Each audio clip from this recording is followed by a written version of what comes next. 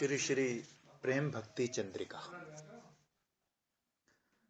युगल किशोर प्रेम लक्षवान जेनो हेम, हेनो धन प्रकाशिला जारा, लाख बार तपाया सोना, लाख बार तपाया सोना।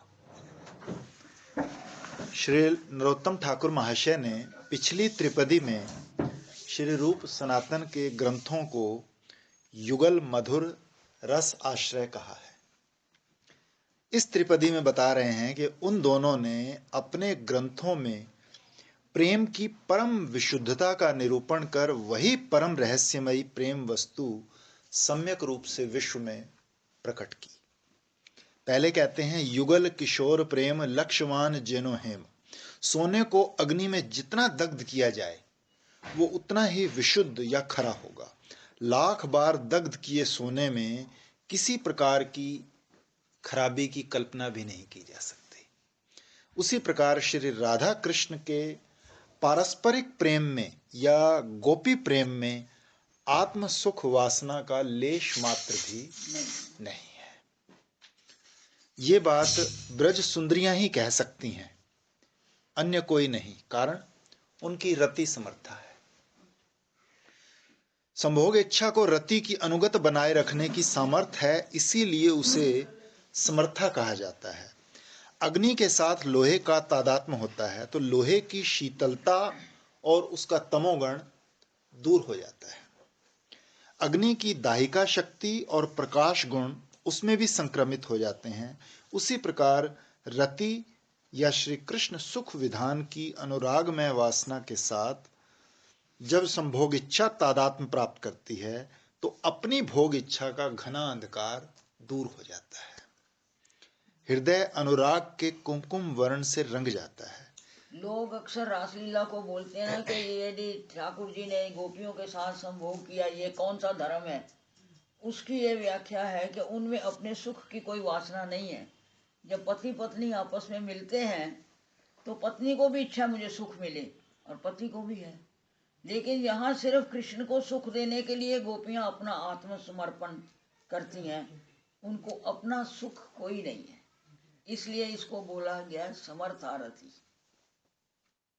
जो बताया ना, जैसे लोया है तो वो लोया अपना गुण खो देता है, तब वो पारसमणि के साथ मिलके सोना बनता है। ऐसे गोपियों ने अपना तन मन धन बंधु बांधव सब खो के कृष्ण को पाया, इसलिए उनके प्रेम की प्रकाष्ठा है। हाँ जी। जिसके साथ तादात्म्य होता है उस रति की ही प्रधानता है। गोपियां श्री कृष्ण की सेवा करके ही कृतार्थ हैं। अपने सुख की इच्छा का अस्तित्व उनके हृदय में नहीं है।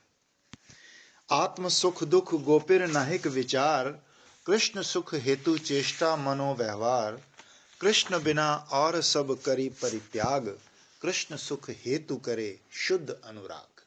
अभी सेवा की बात हो रही थी ना, तो इसीलिए गोपियों का महत्व है कि वो सिर्फ सेवा ही करती हैं, तो कुछ करती नहीं है।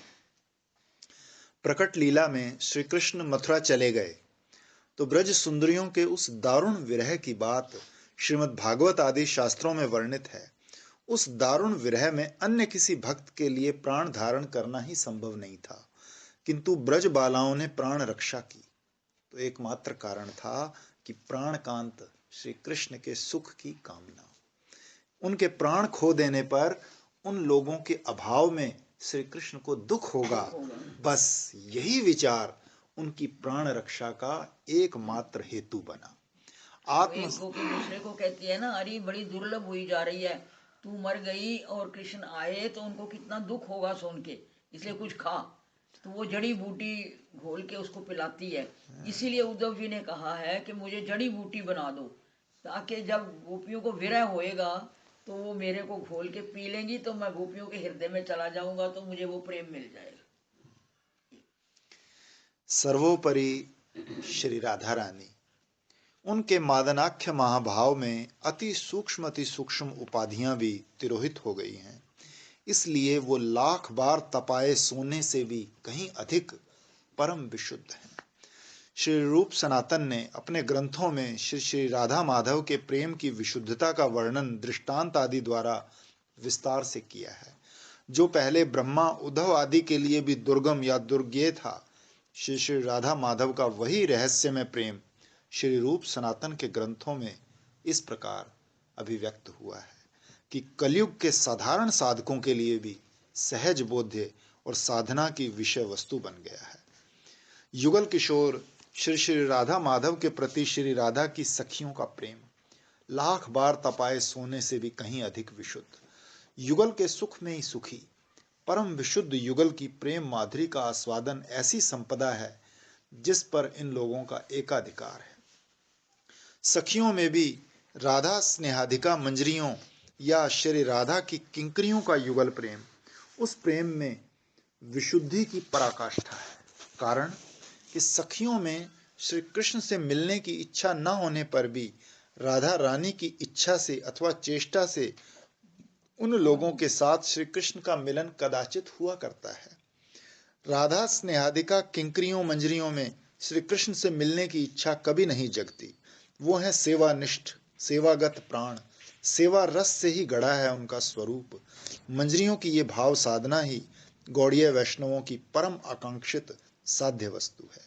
श्रीमन महाप्रभु की अनर्पित चरी करुणा का अवदान श्री रूप सनातन इस मंजरी भाव के ही आचार्य हैं।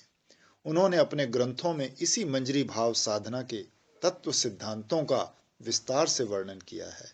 इसी साधन को लक्ष्य कर इसे सर्वोपरि स्थापित करने की अभिलाषा से उन्होंने नाना प्रकार के तत्व सिद्धांत आख्यान आदि की अवधारणा की। श्री सनातन गोस्वामी जी का श्री वृहद भागवतामृत इसका प्रकृष्ट प्रमाण है। इसी प्रकार श्री रूप सनातन ने अपने ग्रंथों में युगल किशोर के प्रति मंजरियों के परम विशुद्ध प्रेम का सम्यक वर्णन किया है। श्री ठाकुर महाशय प्रार्थना करते हैं, जय रूप सनातन देहो मोरे प्रेम धन, से रतन मोर गले हारा। हे कृपा में श्री रूप सनातन, मुझे वही मंजरी भावनिष्ठ प्रेम दान करो। कंठ हार की तरह वो प्रेम रत्न हार मेरी आत्मा का सतत शोभा वर्धन करे। प्रेम को धन कहा, धन से दरिद्रता का नाश होता है और भोग आदि संपन्न होते हैं। उसी प्रकार प्रेम से आनुषंगिक रूप से संसार के क्लेश नष्ट होते हैं और प्रेम रस का आस्वादन होता है। और फिर प्रेम श्री कृष्ण की अशेष माधुरी का आस्वादन भी करा देता है। पंचम पुरुषार्थ सही प्रेम महाधन, कृष्णेर माधुर्य रस कराए आस्वादन। मंजरी भाव में प्रेम से उस उत्कृष्ट प्रेम रस के साथ साथ श्री राधा कृष्ण की अशेष माधुरी का आस्वादन भी प्राप्त होता है। श्री ठाकुर महाशय ने वही प्रेम रत्न का हार गले में पहनने के लिए श्री रूप सनातन की कृपा भिक्षा मांगकर उक्त दोनों प्रकार के आस्वादन हेतु प्रार्थना की है, ऐसा समझना होगा। नवदा भक्ति। श्री ठाकुर महाशय वैष्णव समाज में प्रेम भक्ति के महाराज आख्या प्राप्त करके भी अर्थात अतुल प्रेम भक्ति के अधिकारी होकर भी स्वयं को साधारण साधक समझ रहे हैं और कह रहे हैं कि भागवत शास्त्र मर्म नवविधा भक्ति धर्म सदाई करीबो सुसेवन। इसकी दो प्रकार से व्याख्या हो सकती है। भागवत शास्त्र का यथार्थ मर्म श्रीमन महाप्रभु की कृपा से श्री गोस्वामी पादगण की टीकाओं में ही प्रकट हुआ है। वैष्णव तोषणी, क्रम संदर्भ आदि टीकाएं भागवत का गूढ़ अर्थ प्रकाशक षड संदर्भ, श्री गोस्वामी गण के अनुगत श्री विश्वनाथ चक्रवर्तीपाद, श्री बलदेव विद्याभूषण महोदय की टीकाएं, श्रीमद् भागवत की मर्मार्थ प्रकाशक व्याख्याएं, इन सब का सतत अनुशीलन करना और नित्य कृष्णदास जीव के प्रकृत धर्म श्रवण कीर्तन आदि नवदा भक्ति का सर्वदा सुसेवन करना। अर्थात भागवत शास्त्र का यथार्थ मर्म जो नवदा भक्ति है उसका सर्वदा सुसेवन करूंगा। श्री भागवत में प्रहलाद जी की उक्ति है, उससे ज्ञात होता है कि श्रवणम कीर्तनम विष्णु स्मरणम पाद सेवनम अर्चनम वंदनम दास्यम साख्यम आत्मनिवेदनम इति पुंसार पिता विष्णु भक्तिश्च ने विलक्षणा क्रियेत भगवत्यद्वा तन्मनैव धीत मुत्तमम्। अर्थात श्रवण, कीर्तन, स्मरण, पाद सेवन, अर्चन, वंदन, दास्य, सख्य और आत्मनिवेदन, श्री विष्णु की ये नवदा भक्ति जीव द्वारा भगवान को साक्षात अर्पित हो जाए तो मैं उसी को उत्तम अध्ययन मानता हूँ। श्री ठाकुर महाशय सर्व वेदांत सार श्रीमद् भागवत द्वारा निर्दिष्ट इन नवदा भक्ति अंगों के सुसेवन का संकल्प कर साधक समाज को भी उनके भली भांति सेवन की प्रेरणा दे रहे हैं। केवल सेवन न कहकर सुसेवन कहा है। तात्पर्य यह है कि कल्याणकामी साधक को नवदा भक्ति का इस प्रकार भली भांति सेवन अनुशीलन करना होगा कि उसका कामना वासना से मलिन हुआ चित्त शीघ्र शुद्ध हो जाए और शीघ्र ही रति या प्रेम का उद्रेक हो सके। श्रवण, कीर्तन आदि नवदा भक्ति अंगों का सुसेवन किस प्रकार करना होगा, इस विषय में हम श्री गोस्वामी पादगण की वाणियों को अवलंबन बनाकर समीक्षा करेंगे। कारण इस सुसेवन के अभाव से ही अथवा इसका कौशल न जानने के कारण ही प्रगतिशील भजन जीवन में प्रेम प्राप्त होने में साधक को बहुत विलंब होता है। पहला, श्रवणांग। भक्ति का सुसेवन या उत्तम रूप से सेवन हो, इस विषय में श्री जीव गोस्वामी पाद ने लिखा है कि भगवान के नाम, रूप, गुण, लीला में शब्द के श्रवणेन्द्रिय स्पर्श का नाम श्रवण है। उस श्रवण में भी श्रीमद् भागवत श्रवण ही परम श्रेष्ठ है। कारण श्रीमद् भागवत के शब्द समूह परम प्रभाव में और परम रस में है।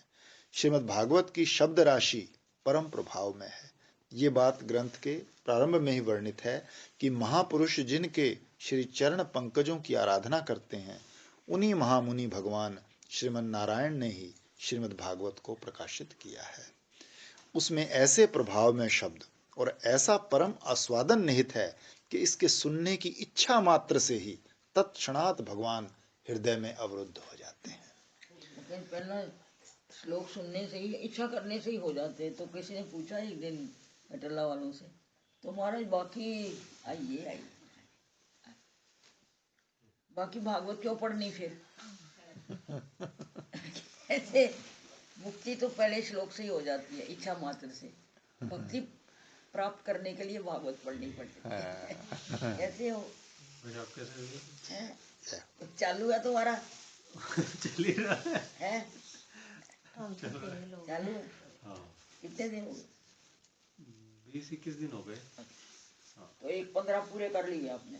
हाँ, दूसरा थोड़ा सा आसान हो गया। दूसरे 15 यहाँ विवेच्य है कि पहली बात तो ये कि भगवान के नाम, रूप, गुण, लीला आदि का श्रवण ही परम श्रेयस्कर है।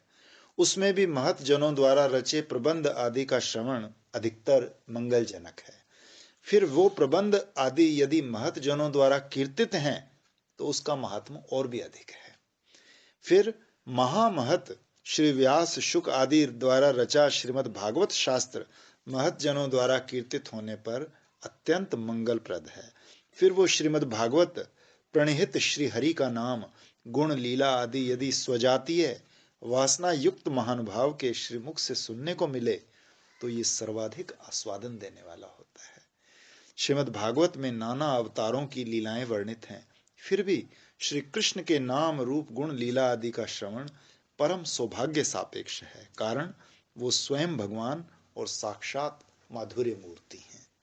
श्री गोस्वामी पाद के इस सिद्धांत से हमें सार बात यही पता चलती है कि सजातीय आशय महत पुरुष के श्रीमुख से श्रीमद् भागवत से श्री कृष्ण के नाम, रूप, गुण, लीला आदि का श्रवण महाशक्तिशाली और परम रसमय होकर साधक की श्रवण अंग भक्ति को अति सुसेव्य बना देता है। श्रील गोस्वामी पादगण ने श्रीमद् भागवत को केंद्र बनाकर श्री कृष्ण लीला विषयक जितने भी सिद्धांत ग्रंथ या रस ग्रंथ आदि रचे हैं, वे सब भागवत पदवाच्य माने जाएंगे। राधा कृष्ण मिलित विग्रह श्रीमन महाप्रभु के लीला विषयक श्री चैतन्य भागवत, श्री चैतन्य चरितामृत आदि ग्रंथ और श्री ठाकुर महाशय की प्रेम भक्ति चंद्रिका प्रार्थना आदि वैसे ही महाशक्तिशाली, महारसमय हैं। सजातीय आशय अपने ही भाव रस वाले महतजनों से इन ग्रंथों के श्रवण करने से वे सभी अंतराय शीघ्र दूर हो जाते हैं जो श्रवणांग भक्ति के सुसेवन के प्रतिकूल हैं। तब श्रवणांग भजन में रुचिशील साधक शीघ्र ही प्रेम लाभ कर धन्य हो जाते हैं। यही है श्रवणांग का सुसेवन।